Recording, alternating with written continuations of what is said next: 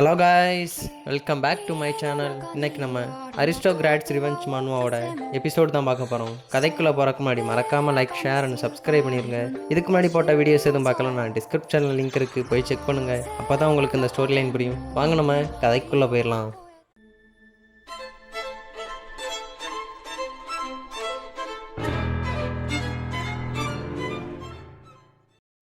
Chapter 9 எங்கேருந்து start ஆகுதுண்ணா, ஜிண்டாய் நம்ம ஹீரோகிட்ட சொல்கிறாரு, உன் எனிமிஸ் எல்லாம் ரொம்ப பவர்ஃபுல்ரா, உனக்கு தெரியுதா?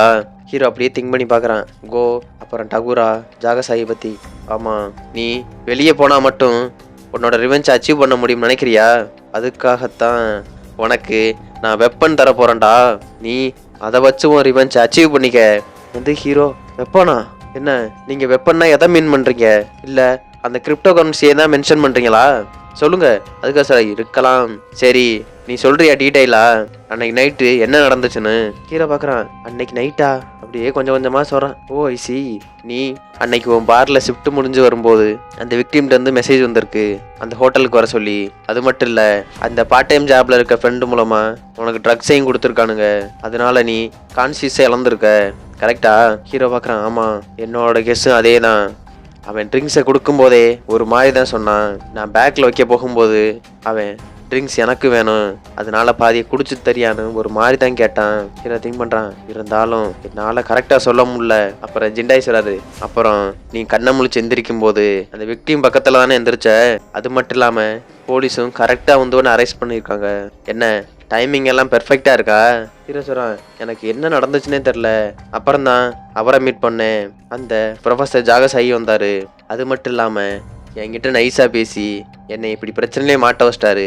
அதுக்கு ஜிண்டாய் சொல்கிறாரு, எஸ், அவனுமே ஒரு செட்டப் தான். நீ ஒன்று யோசிச்சியா? உன் ஃப்ரெண்டையும் அந்த லாயர் ஜாகசாகியும் யார் எதுவும் மெயினாக இருப்பான்னு உனக்கு ஐடியா இருக்கா? இல்லை யாராவது ஒரு ஆள் அவங்க ரெண்டு பேரையும் கனெக்ட் பண்ணுற மாதிரி ஒரு ஆள் இருக்கா? ஹீரோ திங்க் பண்ணுறான். ஓ, அந்த பிரசிடென்ட் டகுரா, அவன் தான் அன்னைக்கு நைட்டு அந்த லாயரை இன்ட்ரடியூஸ் பண்ணான். அவன் ரிச் மட்டும் இல்லை, எப்பயுமே உமன்ஸோட தான் சுற்றிக்கிட்டு இருப்பான். பிரசிடென்ட் டகுரா அவன் தான் சாய்கா கொண்டிருக்கணும். அது மட்டும் இல்லாமல் அந்த லாயர் ஜாகசாகியும் கோவும் இந்த கிரைமில் என்னை மாட்ட வச்சிருக்கணும். அவன் சொன்னான், ஏய், எனக்கு அந்த இதுனா தெரியாதுப்பா, பட் அவங்க 3 பேரும் தான் உன்னை ஃப்ரேம் பண்ணியிருக்காங்க மட்டும் நல்லா தெரியுது. அதில் எந்த ஒரு டவுட்டும் இல்லை. பிகாஸ் இவங்க 3 பேரும் தான் பிளான் போட்டு இந்த 15 வருஷம் சிறை தண்டனைக்கு காரணமே இவனுங்க தான். ஹீரோ சொல்கிறான், நான் அதை எப்படி மறப்பேன்? நான் மறக்கவே மாட்டேன். பல்ல கடிச்சிக்கிட்டு இருக்கான். அவன் தேய்ச்ச தேயில கழுத்தில் காயமே வந்துருச்சு. ஜிண்டாய் கையை பிடிச்சிட்டு வராரு. டேய், உடனே ஏன்டா காயப்படுத்திக்கிற? நீ ஹோப்பை விட்டுறாத, நமக்கு ஆப்பர்ச்சுனிட்டி கிடைக்கும், நம்ம ரிவெஞ்ச் எடுத்துருவோம்.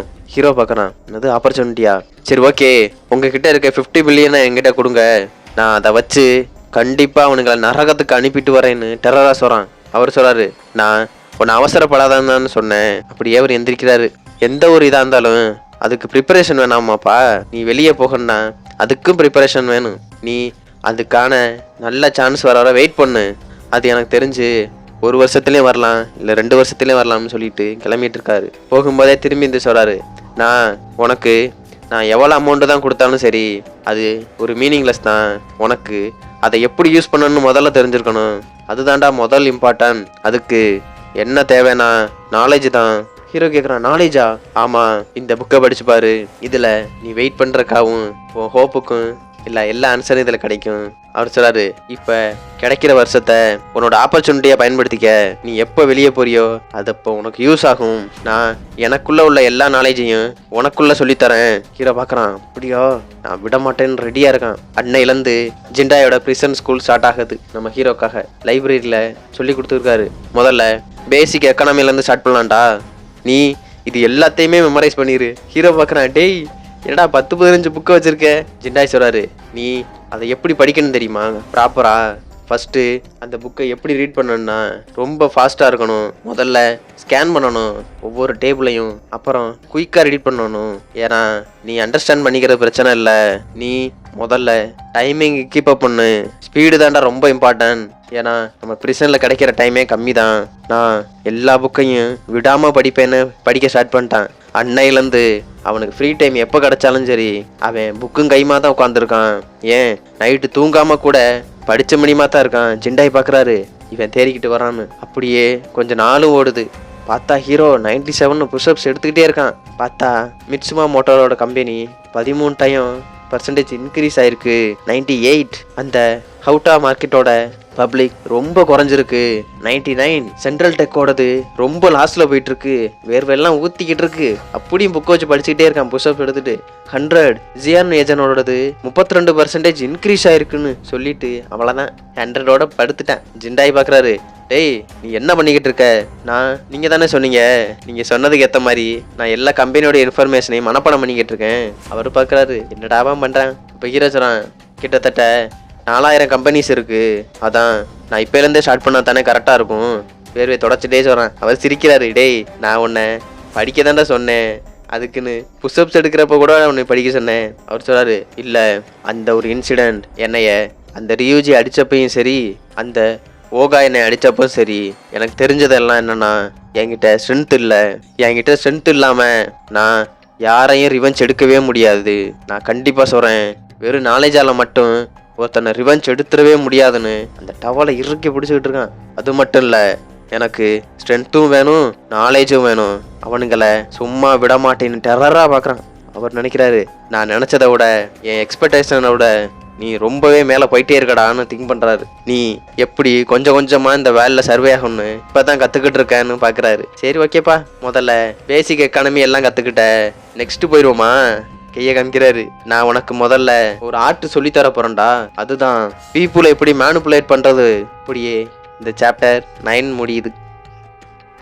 சாப்டர் 10 எங்கேருந்து ஸ்டார்ட் ஆகுதுன்னா, ஜெண்டாய் சொல்லியிருப்பாரு, நீ பேசிக் எக்கானமி பற்றி தெரிஞ்சுக்கிட்டது போதும், உனக்கு நான் ஒரு ஆர்ட்டை சொல்லித்தர போகிறேன். அதுதான் பீப்புளை எப்படி மேனுப்புலேட் பண்ணுறதுன்னு.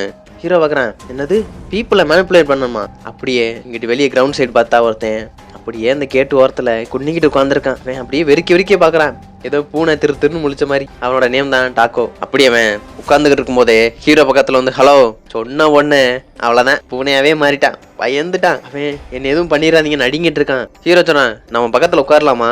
அவன் கிட்ட உட்கார்ந்ததும் நடுங்கிட்டே இருக்கான், ஏதோ பண்ணிடுவானோன்னு. அப்போ ஹீரோ கையை கொடுத்து, ஏய் நான் தான்ப்பா டைச்சி, நீ தானே இந்த டாக்கோசான் கரெக்டா? அவன் கேட்குறான், உனக்கு எப்படி என் நேம் தெரியும்? ஏய் நான் அந்த கார்ட்ஸ் எல்லாம் கூப்பிட்றப்ப கேள்விப்பட்டேன்ப்பா.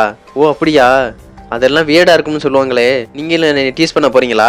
ஏய் ஹீரோ சொன்னா, ஏய் நான் ஏன்ப்பா டீஸ் பண்ண போறேன், உங்ககிட்ட பேச தான் வந்தேன். அது மட்டும் இல்லை, ஓ நேம் வியர்டானா இல்லை, நேம் சூப்பராக இருக்குப்பான்னு சொல்கிறான். அதை கேட்டதும் அவ்வளோதான் விழுந்துட்டான். ஹீரோ சொல்கிறான், நீ உன்னை பற்றி இன்னும் கொஞ்சம் சொல்கிறியா டாக்கோசான்? அவன் சொல்கிறான், நானா என்னைய ஸ்டாக் ப்ரைஸை மேனுப்புலேட் பண்ணோம்னு உள்ள தூக்கி போட்டானுங்க. இப்போ நான் உள்ள கிடக்கேன், எனக்கு பீப்புள்ஸ்ட எப்படி பேசணும் கூட தெரியாதுன்னு கதறி அழுகிறான். அது மட்டும் இல்லை, என் கூட பேசுற கூட ஒரு ஆள் கூட இல்லை, நான் என்னதான் பண்றது? ஹீரோ சொல்றான், நீ என்னோட வயசுலாம் பாருக்க, நம்ம ஏன் ஃப்ரெண்ட்ஸ் ஆயிடக்கூடாது? அவன் பார்க்குறான், ஃப்ரெண்ட்ஸா? ஆமாப்பா ஃப்ரெண்ட்ஸ் ஆயிடலாம். அப்படியே வந்தா ஜிண்டாய்ஸராரு, என்னப்பா உன் கான்வர்சேஷன்லாம் சூப்பராக போச்சா? ஆமாம் நீங்கள் சொன்ன மாதிரி தான், நான் 70% கவனித்தேன், வெறும் 30% தான் பேசினேன். அது மட்டும் இல்லை, நீங்கள் சொன்ன மாதிரி அவன் கண்ணை பார்த்து தான் பேசினேன். அவன்கிட்ட அதிகமாக கொஸ்டின் கேட்டுக்கிட்டே இருந்தேன். அவன் அப்படி பேசவும் தான் என்கிட்ட நல்லா பேச ஆரம்பித்தான். அது மட்டும் இல்லை, நாங்கள் இப்போ ஃப்ரெண்ட்ஸாகவே ஆகிட்டோம். ஏய் சூப்பர்ப்பா, உன்னோட கான்வர்சேஷன்லாம் ஸ்மூத்தாக போயிருக்கா.